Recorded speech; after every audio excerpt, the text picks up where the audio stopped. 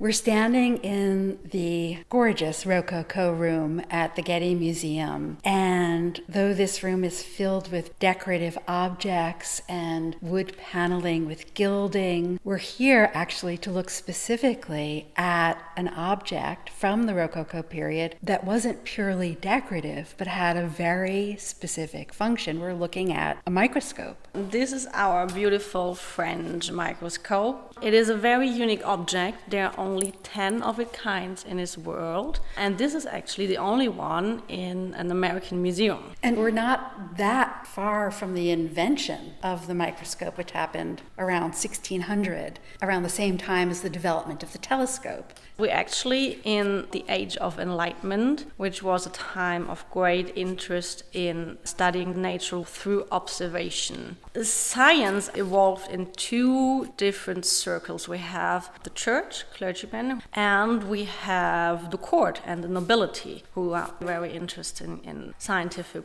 progress and research. So even the French king, Louis XV, had a huge interest in all kinds of different science. So science is important to Louis XV, and he's investing huge amounts of money in scientific instruments, in bringing men of science to the court. And we know that Louis XV owned a microscope that may have been very much like this one. Absolutely. We have engravings that shows the most important scientific instrument that the king possessed. One is very similar to ours. So this microscope is really special. First of all, it's a compound microscope. It has multiple lenses and therefore enables greater magnification, but also it has this micrometer. It has this tool that enabled the men of science of the era to precisely measure the specimen that they were looking at. Our microscope has two parts. The scientific part, which is actually the upper part, which consists of the microscope itself, the green shark skin tube,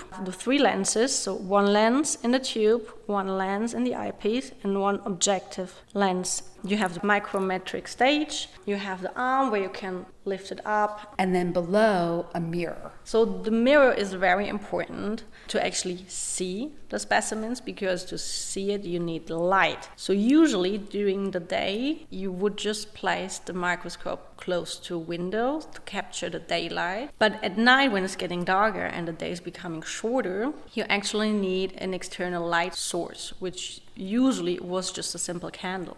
And then we have the base. It's composed of 4 feet, and they're beautiful crafted acanthus leaves in form of sea scrolls, and goes in opposite direction to create a lot of movement, which creates a dynamism, which is in contrast to the microscope that has to be very still. On the other hand, I was thinking about the way that the Rococo forms suggest organic growth and movement, and the idea of life continually in flux. And that seems to me to capture the kind of spirit of looking through the microscope to try to understand how things come to be. And the Rococo style is always inspired from natural elements. The room that we're in is filled with those kinds of decorative forms. So if you were a member of the nobility or aristocracy and you were to display this object, it would fit well within the decorative scheme. This particular microscope was housed in a purpose-built leather case decorated with gold tooling. But when we open it up, it's no less beautiful, no less eye-catching. It's fitted with green silk, and if you look closely, you see braided silver trim, and it shows the importance of the microscope. And it also has a second function, which is to make place for all the different accessories, because we have different objective lenses, we have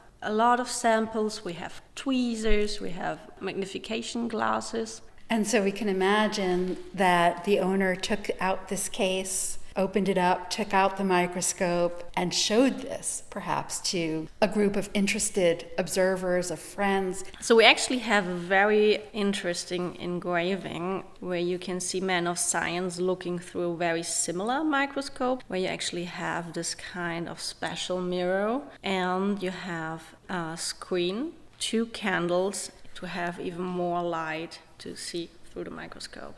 There are people with him talking, the sense of the excitement of learning and seeing these things for the first time. And when you look into the books of that time, you actually find quotes from people telling you how astonishing and mind-blowing it is through a microscope. For example, Passmore, who did the optical lenses of our microscope, wrote that everything that is usually disgusting, seen through the microscope, becomes fantastic. Between looking at the heavens and looking at microscopic things, it must have seemed as though the world had become so much larger in a way. Knowledge at that time, as today, is power. King Louis XV governs by divine right. His position, his authority is given to him by God. But here we are in the age of science, and it's science and knowledge of the world that also enables his power. And he also shows that by,